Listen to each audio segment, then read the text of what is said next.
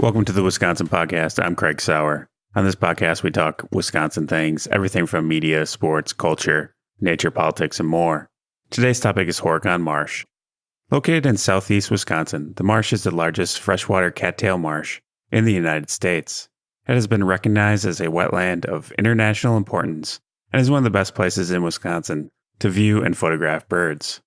Horicon Marsh, which features the impressive Horicon Marsh Education and Visitor Center, is also home to many year-round education programs, activities, and events. To get an inside look at all the happenings at the marsh, I talked to Liz Herzmann, a wildlife conservation educator with the Wisconsin Department of Natural Resources. To continue to foster that relationship with the outdoors is what I love to be able to do, especially with our school groups, because there's so many kids nowadays that don't get outside as much as they need to, who are, in front of the TV or their technology, and you'd be amazed how they transform when you just get them outside for a little while. Herzmann has spent almost a decade working at the marsh.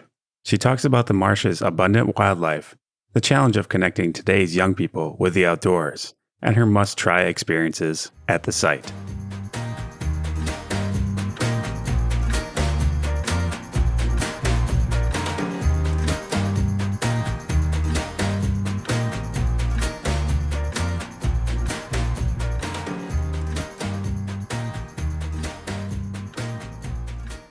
So Horicon Marsh there's nothing like it anywhere else in the United States. It's the largest freshwater cattail marsh in the contiguous United States. It's 33,000 acres, covers over 50 square miles. And so it's mostly wetland habitat, but some of the marsh proper itself is also in forest or woodlots, also some upland prairies as well. But it's a huge ecosystem right smack dab in the heart of Wisconsin that we don't have anywhere else in the country. It's just this amazing wetland gem for us to be able to enjoy.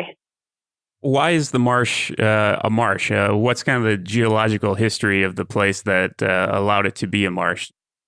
Like many of our landforms, especially in the eastern part of the state, the marsh was scraped out and gouged and scoured out by the glaciers.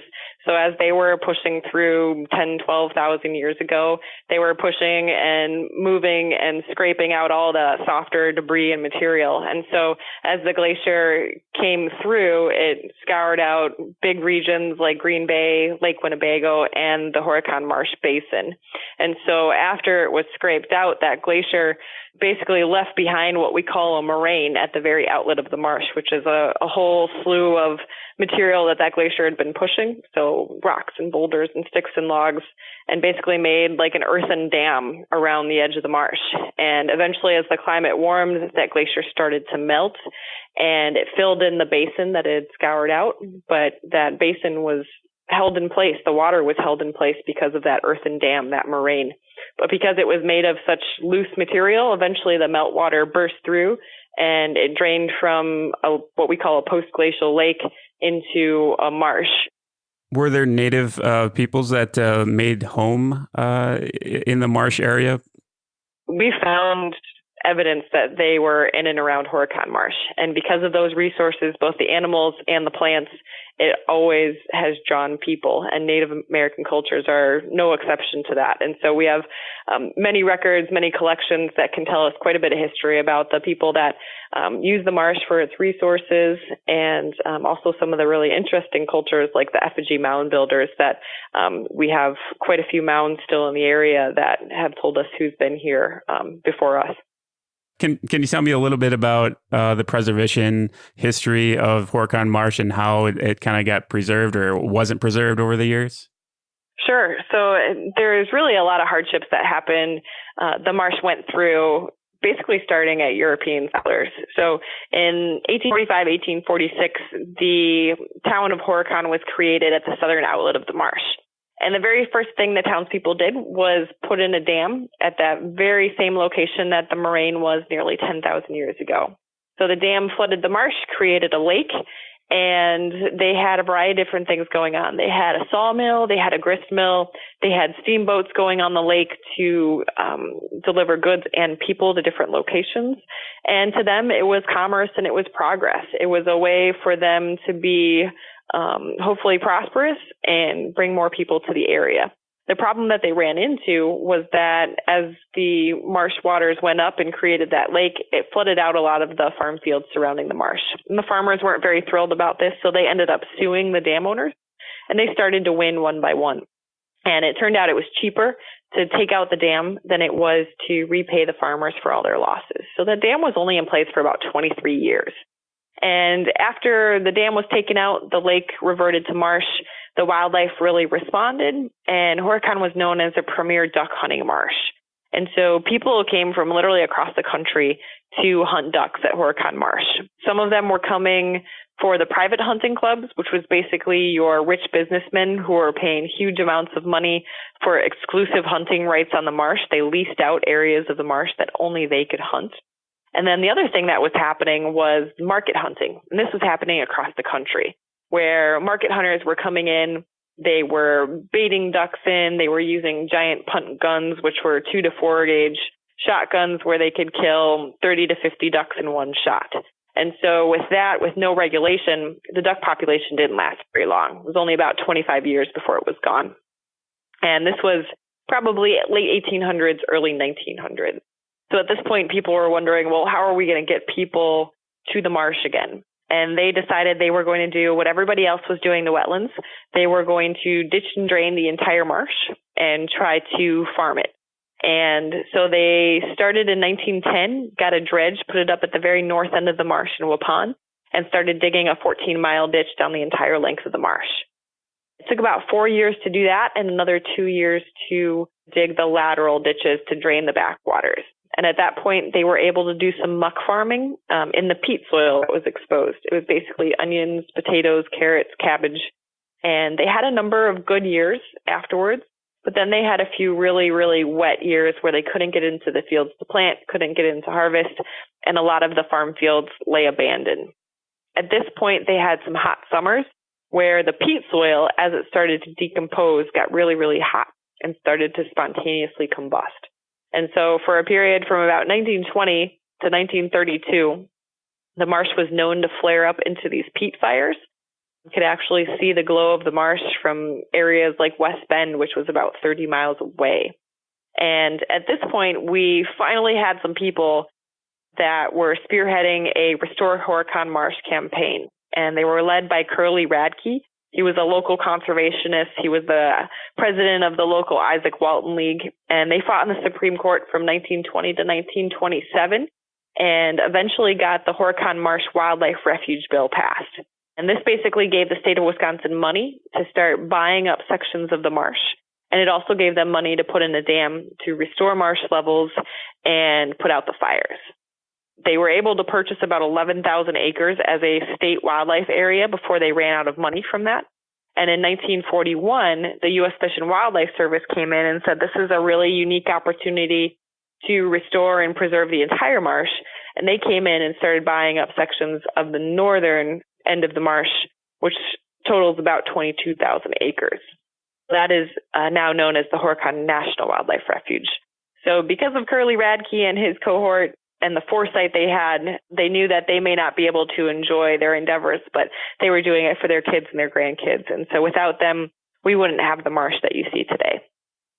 Of all these human uses of the land over the years, are there any kind of like historic places or like artifacts that are reminiscent or show off some of these various uses over the years? Not a ton. I mean, the biggest thing that's still there today is main ditch. The ditch is still there going down the entire length of the marsh along with some of the lateral ditches. And I'm wondering if there's like, is there a lesson in that story in the sense that, that like maybe the land can always be reclaimed or it's not too far gone? Or what do you think is the moral of that story, if there is one? Yeah, I think the moral of the story is that humans don't always know what's best for nature, but it's always amazing to see how resilient nature can be. I mean, when you think about the destruction that this marsh went through over that period of less than 100 years and what it looks like today, most people wouldn't have ever thought that could happen. So the resiliency of nature is pretty amazing. For people who haven't been to the marsh before, can you maybe describe what it looks like, kind of feels like, smells like, sounds like during the year? Sure. Well, the thing I love most about Horicon Marsh is that every time you go out there and every place you go on the marsh is a different experience every time. So right now in the fall season, you'll step outside and you're going to hear cranes calling and you're going to hear geese honking as it's the peak of our waterfowl migration. The colors will be much different. It's going to be cattails that are turning from green to brown, but you're going to see a lot of water mixed in with that tall vegetation. In the winter, it's going to be stark. It'll almost be like the tundra. You'll have ice across a good chunk of the marsh with those cattails sticking up brown, crumpled over from the winds and the snow. As the spring starts coming through, again, you're going to get a waterfowl migration coming through and then our spring songbird migration. So you're going to get a lot of your warblers and orioles and all those amazing songbirds. If you're walking out in the woodlots in the morning on the marsh, it's just this amazing sound of all these wonderful songbirds that are coming to life as they're passing through on migration. The cattails are just starting to green up and you start getting them to grow. And then obviously in the summer, it's just a sea of green mixed amongst the water. And it's a beautiful time. You never know what you're going to get when you walk out onto the marsh. How important is the marsh as far as migratory bird populations? If say the marsh was paved over, what would that do to the migration of species through our state and North America? Sure. So Horicon Marsh is recognized as a wetland of international importance, as a globally important birding area. So to have a wetland of that size is incredibly important for a whole host of different species coming through. I mean, you have to think some of these migrants that are coming through the marsh that are stopping over are flying all the way from South America and going up into Canada. And that's a huge, huge journey for them. And so we think of the marsh because of its size and because of its expanse. This is basically like a full service hotel for them. They have a wonderful place to rest. It's safe. It has a lot of protection. And then it also has, full food service as well. They're going to be able to find large amounts of food both in and around the marsh. And so it provides habitat for so many different species. And it is critical for a lot of our migratory birds, especially those that are coming through the Mississippi Flyway. It must be kind of interesting and pretty kind of cool to experience the migration of all these species, which have probably been happening for hundreds of thousands of years. Right. Yeah. And one of the things that we do in the spring to celebrate the spring migration is we have a local bird club. And so they run the Horicon Marsh Bird Festival. It's the longest running, the oldest bird festival in the state of Wisconsin. It happens every year over Mother's Day weekend. It's a 4.5-day festival where we have bus tours and boat tours and guided hikes and special presentations. And it's just amazing. We have so much out there for anybody. So you can be a beginning birder to an expert birder. And we welcome everybody because everybody has to start somewhere when you're birding. And there's nothing like Horicon in the middle of May as far as migration goes. We can get upwards of over 150 species in those 4 days, which is pretty amazing. So if you're a birder or you like birds, Horicon Marsh has to be on the list at some point for you? Absolutely, absolutely. We get a lot of international folks, a lot of people coming from around the country. They come to Horicon because they know it's a great place to go birding, not only for obviously your wetland species that you can get, but during certain times in migration, you can pick up a lot of different songbirds and species as well. What are some of the common animals, birds or other wildlife that maybe Horicon Marsh is known for? Well, I think, this is a wetland. So any of those typical wetland birds that you think of, great blue herons, sandhill cranes, green herons, black-crowned night herons. We have some threatened endangered species like black terns and Forster's terns. Those are all certainly ones that you have a chance to see. Some of our more secretive marsh birds like American bittern, least bittern, our rails like Sora and Virginia rail are all possibilities. And those are those truly secretive marsh species that you have a better chance of hearing than seeing, but it's a great location for that. And so I love being able to showcase all those different marsh species that we have. But we also, people come to Horicon for things besides the birds. And so we have a number of aquatic fur bearers that are pretty common in the marsh. Probably the one we're most famous for is the muskrat. We have thousands and thousands of muskrat that live in the marsh. They prefer to eat cattail, which we have tons of. So we have a great food source for them. They not only eat the cattails, but they also use them to build their huts in the fall. So they pile them up until they have this nice big hut that they can spend the winter in. And Horicon Marsh is also a licensed fur farm going back into the 1930s, where basically we have an auction every year where trappers bid on sections of the marsh that they and a partner get to trap exclusively, which is much different than how the rest of the state works. And then we also can change up our trapping rules and regulations depending on the areas that we'd like more muskrat to be trapped. Because muskrat can do a lot of damage to our trails and to our impoundment systems. And so sometimes we'll want to trap more out, and sometimes we'll want to let their population grow. Horicon's been known for muskrat for many years. They actually have a separate pile, or had a separate pile in the fur auction for Horicon muskrats because they were known to be bigger and a little bit different fur color and just better quality than some of the muskrat around the other areas. What are some of the rare animals that people will run into at Horicon Marsh that would really make somebody's day to see one because they're kind of hard to see or just kind of rare?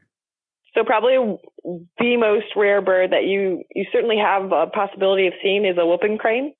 They are a federally endangered species. At one point, they were down to 16 or so birds left in the wild, and they've slowly been coming back through a lot of time and energy and money through captive breeding, and also trying to get back their wild habitats. So Horicon is one of the locations where they've actually had whooping cranes released in the past.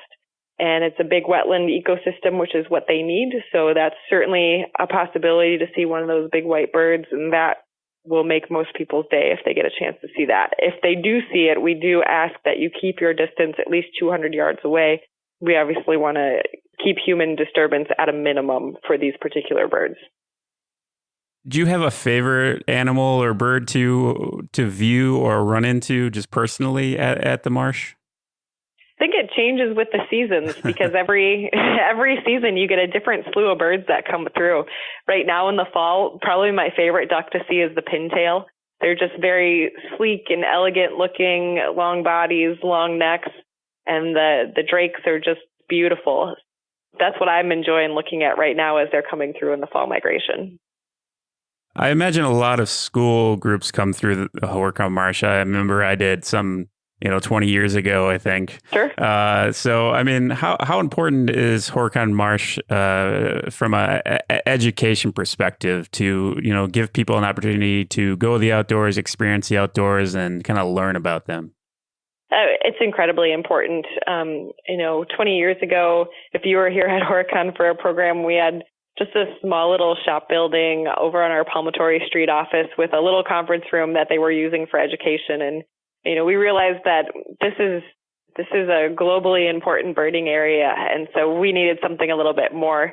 And so through the help of our friends group and local donors, we were able to build this amazing education center that we work out of now. And so we bring in, we just had a school group of 60 high schoolers here this morning before I started chatting with you. And so the spring and the fall is jam-packed with school groups, and they come out here, they do programs with us. They get a chance to be outside, hands-on, project-based learning. And so we really love giving students that opportunity to get outside and learn about the concepts hands-on, as opposed to learning about them in a textbook. And so we see 5,000 or 6,000 students every year coming through the marsh that are doing programs with us. And that doesn't include the 75 to 100 public programs that we put on throughout the entire year as well, where anybody is welcome to come out and join us for programs.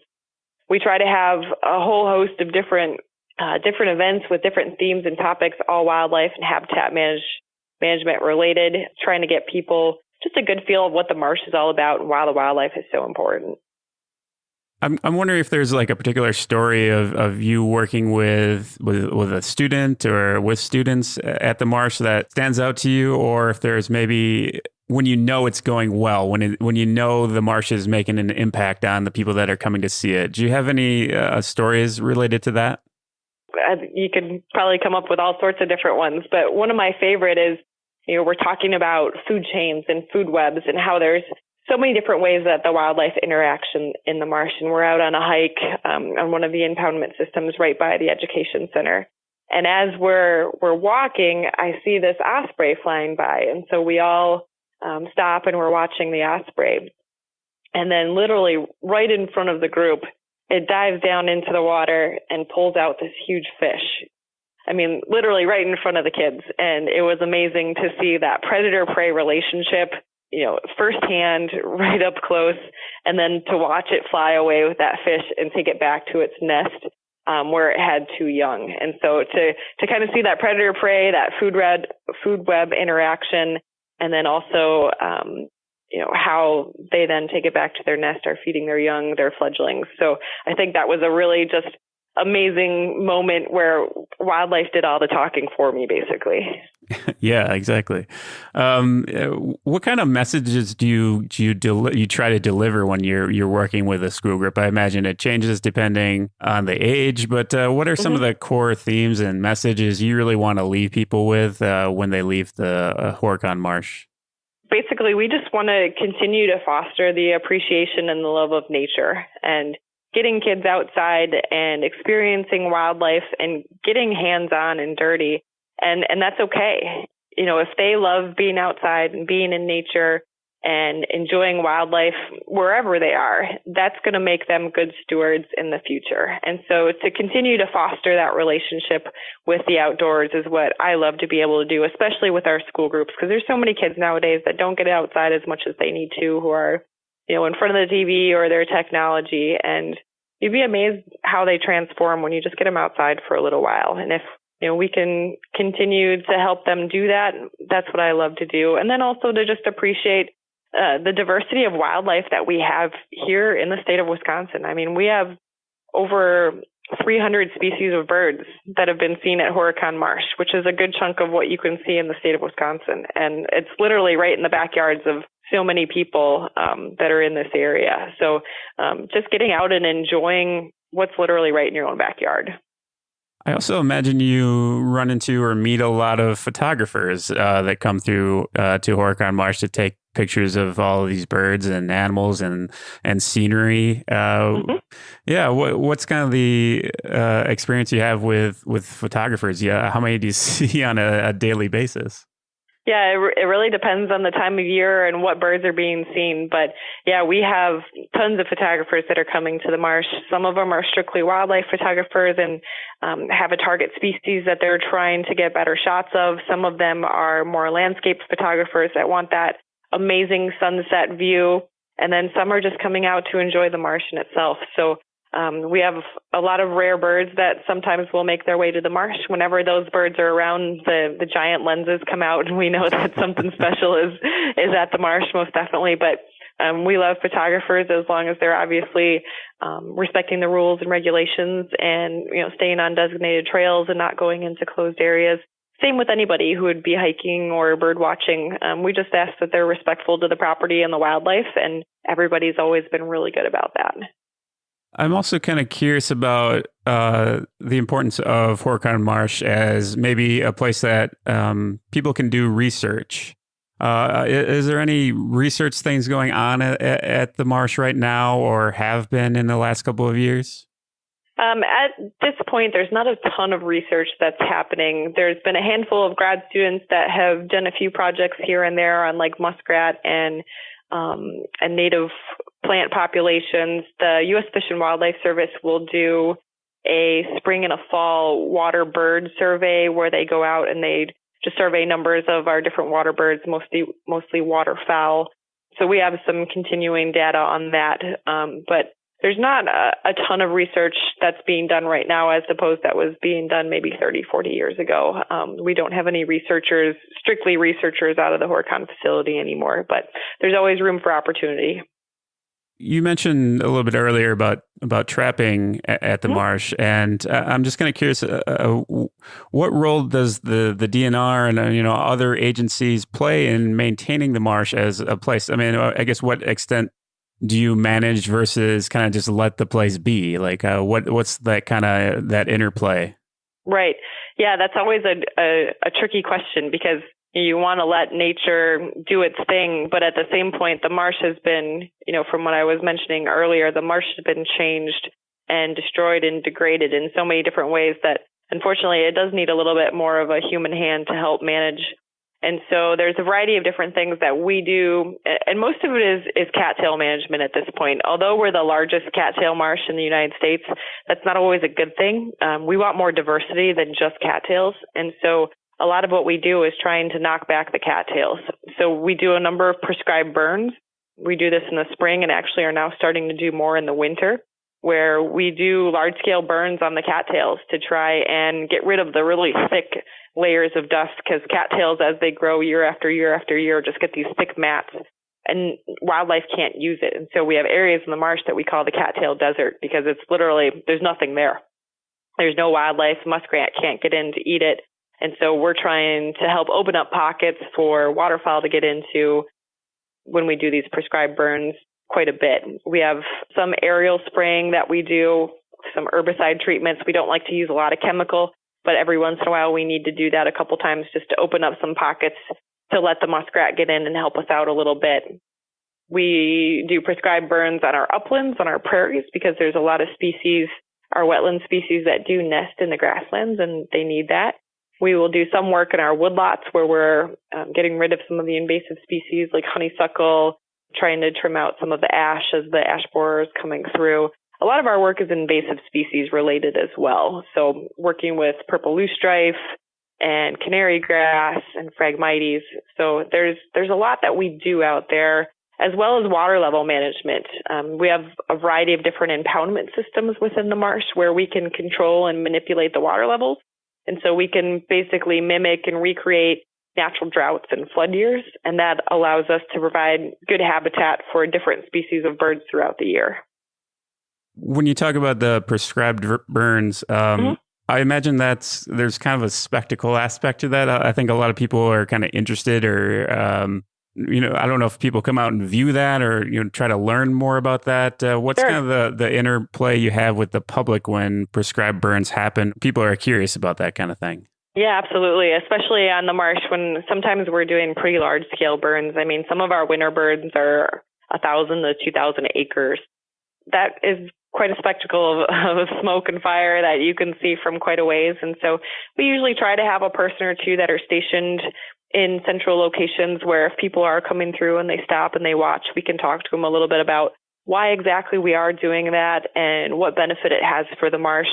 And certainly there's great benefit for our spring burns.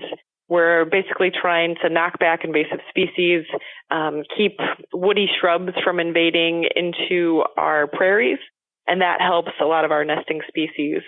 In the winter, when we're doing big, large-scale cattail burns, again, we're trying to get rid of all that duff, all those layers and layers and layers of cattails. And then when the spring comes, it warms up the water faster. It allows the sunlight to penetrate, allows native vegetation, something besides cattail, to grow. And it also kicks into gear some of our aquatic macroinvertebrates a little bit faster for some of the waterfowl that's coming through. Obviously, when we're doing our winter burns, it's a lot safer for staff and for wildlife. There's not as much out there. In the spring, we have a lot of questions always about, well, if we're kicking out all the wildlife or if there's nests in there that we're burning up. And the answer is yes, there might be a couple species or nests that don't make it in the spring. But we always try to do it early enough that those birds can re-nest. That's the goal. And so, the benefit of 1,000 acres burned for a prairie as opposed to burning up a handful of nests is better in the long run. If you were to give me, say, like a top 5 experiences at Horicon Marsh for people to come out and see, things that they should check off their list when they come to the marsh, what would kind of be some of those top things that to have said you've seen a lot of the marsh that you have to do? I would definitely come to our education center. We're located on Highway 28. We've got about 5 miles of trails that you can get out and enjoy. There is a boardwalk that we have here, and there's another one on the north end of the marsh as well. And we also have new exhibits called the Explorium. It basically is hands-on interactive exhibits that go through the entire history of the marsh. So if you don't know a lot about it, it's really, really worth your while. So I would certainly, start off at our education center. If you get a chance during the time they're open, there is a local company that does boat tours on the marsh. They're pontoon boat rides. And they've been in business for over 50 years. They know the marsh very, very well. They're excellent birders. And I would highly recommend getting on a boat tour in one way, shape, or form. There's something about riding on the marsh it's different than driving around it, basically. So I would certainly do that. If you are a canoer or a kayaker, I welcome the opportunity to have you come out on the marsh and canoe or kayak some of the different areas. You can only do that in the state wildlife area, which is the southern end. The northern National Wildlife Refuge is closed for canoes and kayaks. But again, it's just a different way to experience it, most definitely. I would come out sometime in the fall at sunset or an hour or two before sunset.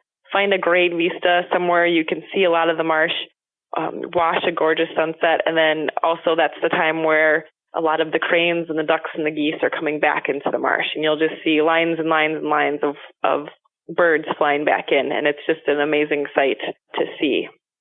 So that's really, really amazing. And then probably one of our most popular events, if you're looking for more recreation and events, is our candlelight hike that we do the third Saturday of January every year, where we line about 1.5 to 2 miles worth of trails with candle-powered luminaries, and you get to come out and enjoy a beautiful night on the marsh. So do you have a secret spot for to see the sunset vista? I mean, do you have any hot tips on that one? Yeah, the Palmatory Street overlook on the south end of the marsh is usually a really great location. Highway 49 on the north end of the marsh is also a great location as well. But basically somewhere on the east side of the marsh. As you get onto the west side, it's not as great for vantage points.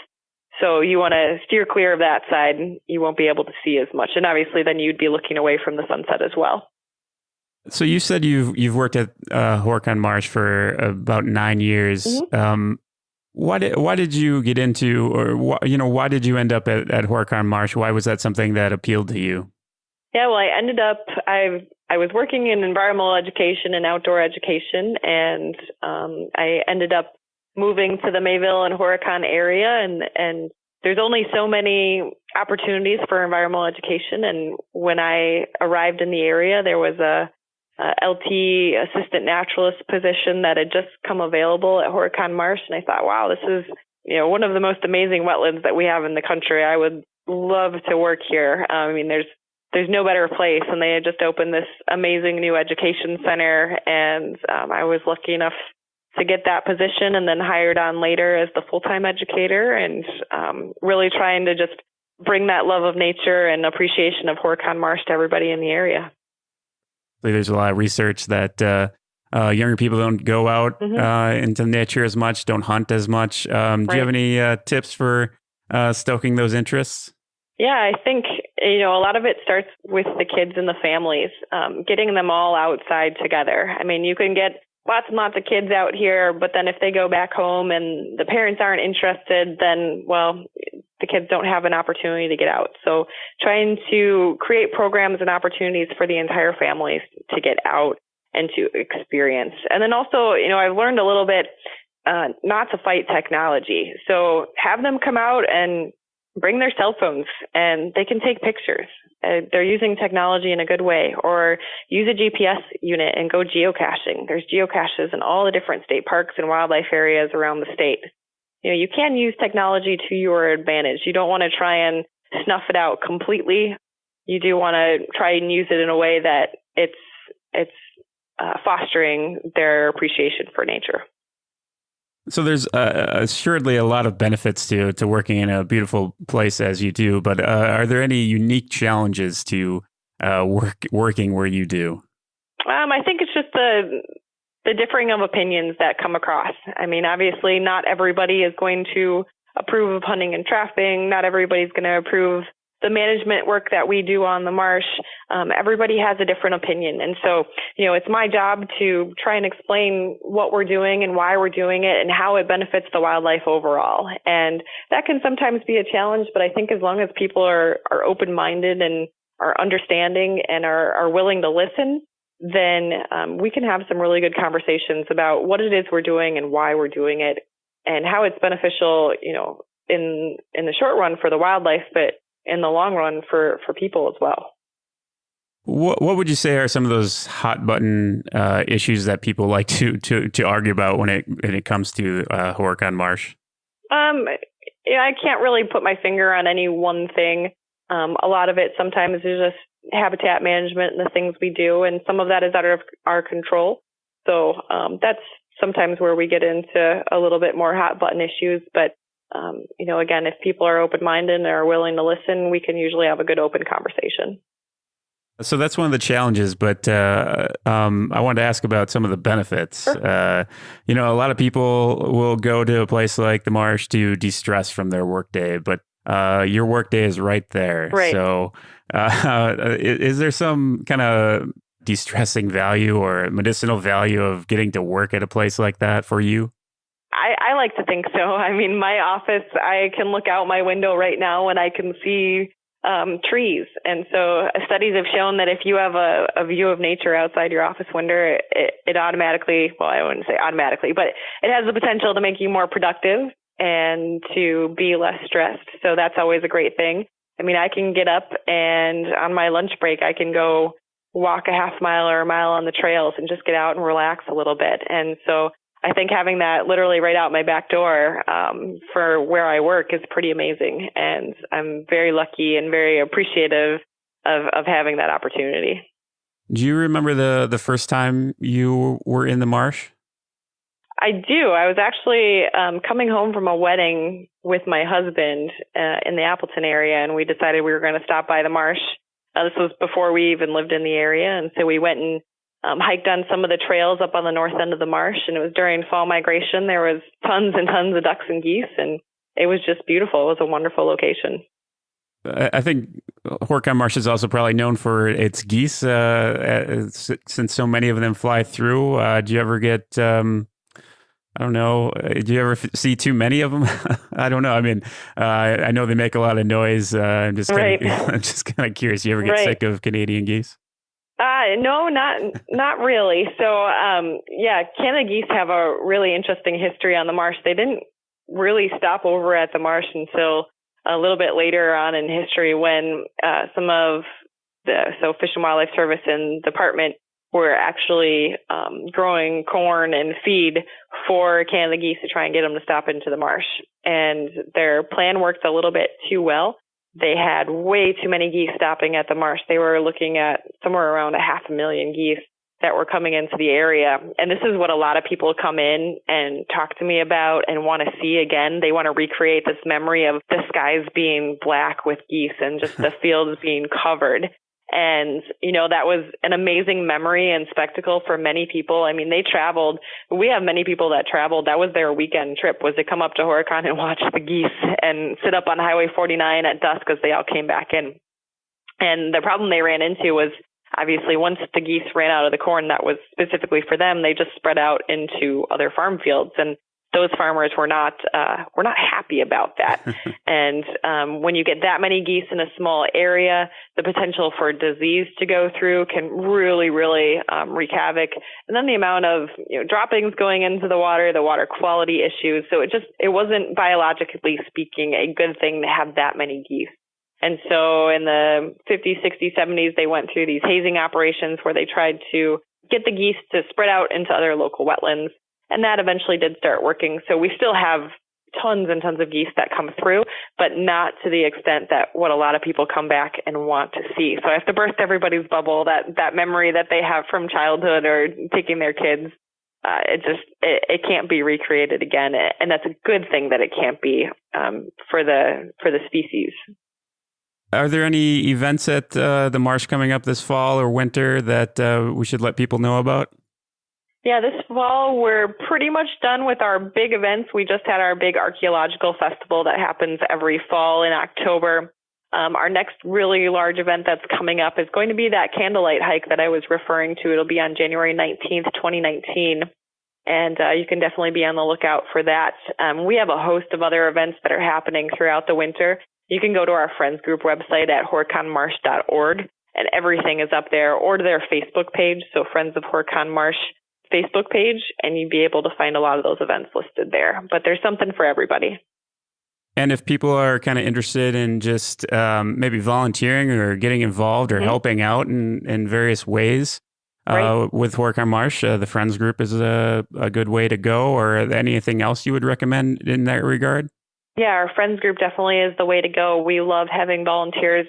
The volunteers actually help staff our visitor center as far as the gift shop and what we call visitor services, which is just being there and able to answer questions about the marsh. We have volunteers that work strictly with our special events and help out there. I have a great amount of retired teachers that are volunteer naturalists that help me teach all the school kids, because don't have a lot of staff to be able to do thousands of kids, but our volunteer army is able to help me out with that. And then we have volunteers that help with outdoor projects as well, such as seed collection and plantings if we need them. We have different outdoor work that is certainly a possibility. So we probably have something for you volunteer-wise, so we'd love to hear from you. If there's any young people listening to this podcast, I'm wondering, and they're kind of interested in a career in working in the outdoors or educating about the outdoors, do you have any advice for them of what they should do, what kinds of activities they should be involved in, or things like that? Sure. My advice is definitely just to get as much hands-on experience as you can. So get those internships. Come out and volunteer.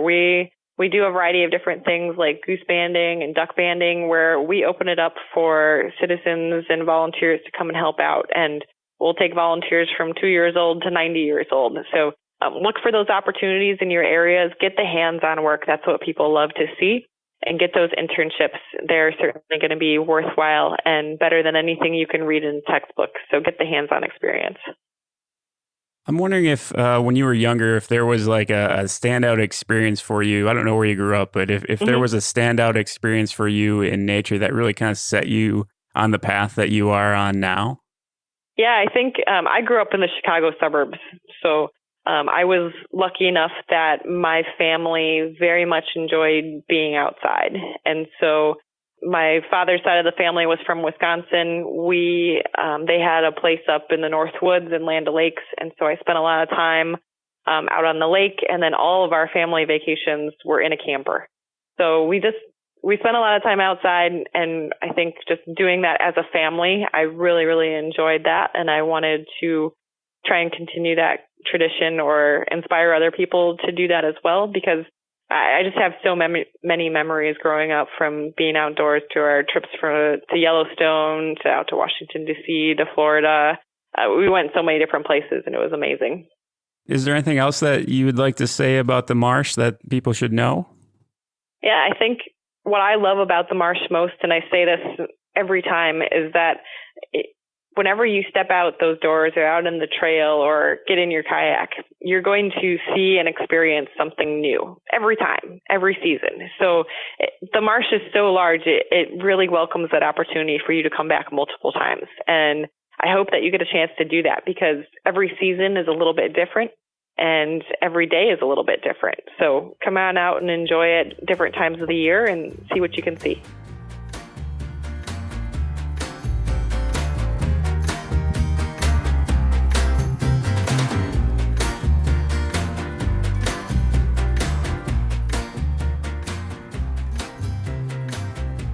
Thank you to Liz for her time. She gave me some great tips there for my next trip to the marsh. If you haven't been, it's well worth your time, especially if you're into birding or photography. Make sure to subscribe to the Wisconsin Podcast on iTunes, Stitcher, or Google Play. You can also stay in the loop about the pod by visiting wispod.com and following the show on Twitter at wispodcast and on Facebook at the Wisconsin Podcast. Cheers.